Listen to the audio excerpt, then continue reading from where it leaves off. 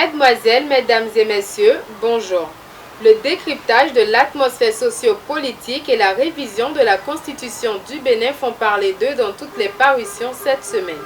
Les forces politiques de l'opposition se voient au domicile de l'ancien président Nicéphore Dieudonné Soglo. C'est pour donner une suite aux assises nationales et faire une déclaration concernant le processus de révision de la Constitution. Le pays émergent placage à sa une. 10 députés demandent la révision de la Constitution en procédure d'urgence. Chose étonnante, le label Notre Temps nous donne l'avis de Patrice Talon à propos de cette révision. Nous ne devons pas toucher le pilier fondamental de notre Constitution qui est la durée du mandat présidentiel à 2. Dans le même sens, le démocrate Info cite à sa une les propos de Patrice Talon. Je ne promulguerai jamais une modification constitutionnelle qui pourrait demain nous créer des histoires.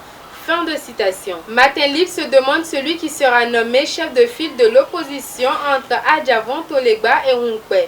La promotion des femmes en politique a un sujet qui revient sans cesse sur le tapis.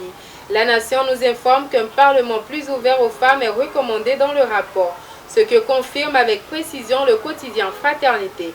Au moins 24 femmes au Parlement pour 109 députés. En ce qui concerne les décès dans les violences post-électorales, le juge prononce un non-lieu. Information à lire dans un article de Parfaire Folie.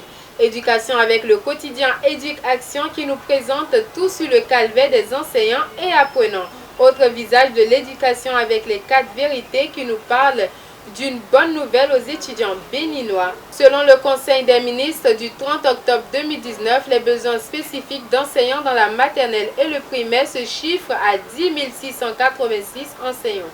En économie, le matinal informe que le Bénin est distingué à Washington pour gestion efficience de la dette publique en Afrique subsaharienne. Selon le classement Doing Business 2020, le Bénin gagne 4 places. Vous avez l'intégralité de cette information à la page 5 du quotidien La Nation. Et puis Point Média nous parle du constat relevé par la Banque mondiale qui affiche le Bénin au rouge vif très critique et déclare qu'un clan est assis sur la richesse du Bénin. Dabarou affiche à sa une le Carité menacé de disparition au Bénin. Nord Bénin Info change de sujet et nous parle d'une cascade de démissions à la police républicaine. Il s'exclame quand le fait devient inquiétant.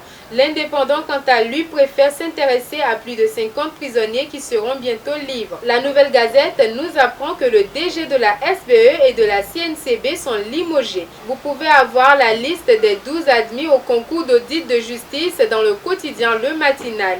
L'Écho quotidien y consacre son premier gros titre pour écrire.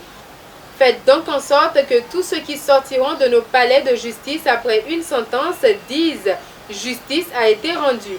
Information hors de nos frontières, en Belgique, 12 migrants découverts dans un camion frigorifique. Et puis au Liban, la quasi-totalité des accès à la capitale libanaise ont été débloqués au lendemain de la démission du Premier ministre Saad Hariri selon 20 minutes monde.